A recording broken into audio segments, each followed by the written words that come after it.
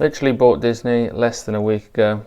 I did not expect a dividend suspension, but I do remain bullish on Disney in the long term.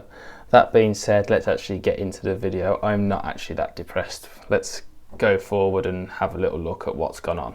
Catch you in there.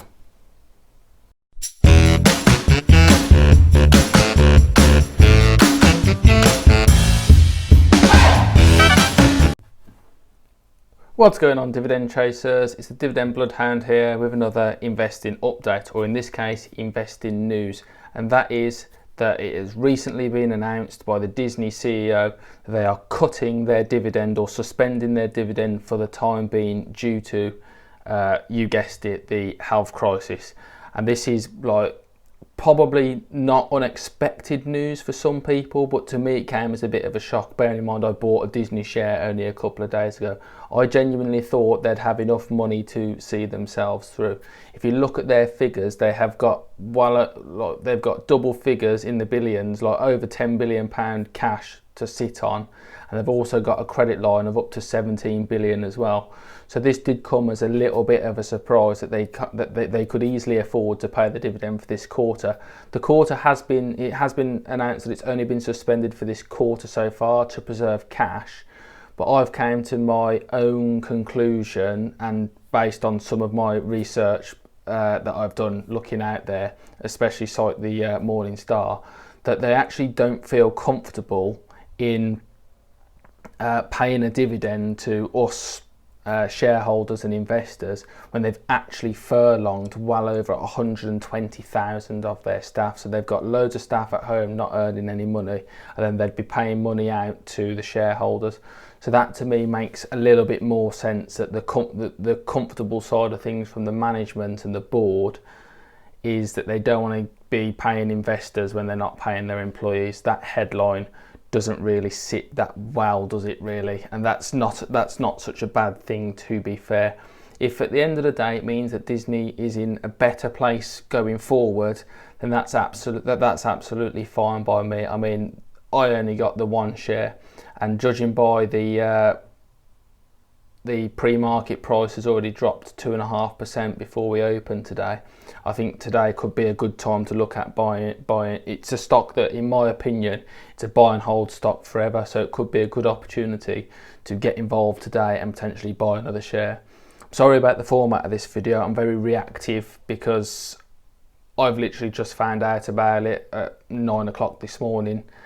So I'm trying to get it out there and get the content out to you guys as soon as I possibly can, because I know it's important information and people will want to know this before the market opens.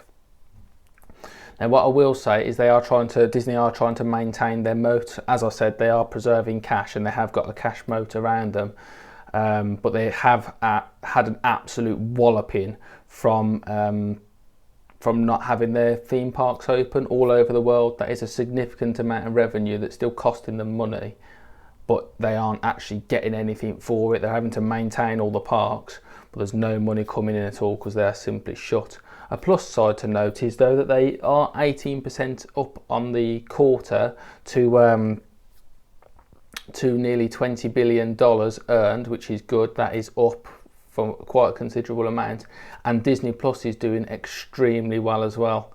That was one of the positive notes that I found in the report, is that they actually did extremely well, which is to be expected. To be fair, they raced to 15 million subscribers. It took Netflix a lot longer to get there, and they're trying to take the fight to Netflix in the future, so Netflix and Amazon don't have complete and utter dominance of the market. And because Disney owns so much of the real key titles, I think that is a real key battle coming in the future, where they'll try and wean off Netflix from owning and streaming Disney related products, and they'll put it through their own app and make customers pay for that as well. So I think that is a significant revenue stream that will grow massively in the future, and at the moment is sort of keeping Disney going, along with online sales and other revenue streams that they've got.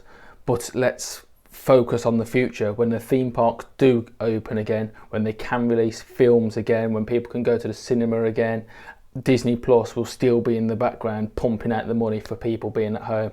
So that to me, like, I'm a little bit gutted that the dividend is gone, but at the same time, going forward, the company will be in far better shape. It's got a better PR rating because they're not paying the investors while they're not paying the employees, because supposedly we're all in this together. And then going forward, they will be far better shape. And that means for me, it's definitely a hold in my portfolio. I certainly won't be shifting it or bailing out or doing anything like that.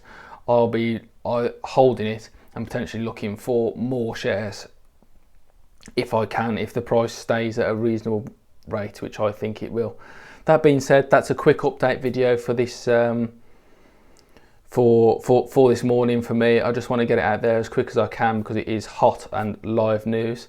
That being said, all wrapped up. Thank you very much for tuning in. If you've enjoyed this video, please smash the like button, hit the subscribe button if you're brand new here, and don't forget to hit that bell if you want to be notified of my content in the future. Catch you in the next video with either more investing news or a portfolio update with Trading 212 or free trade. Catch you there. Bye bye.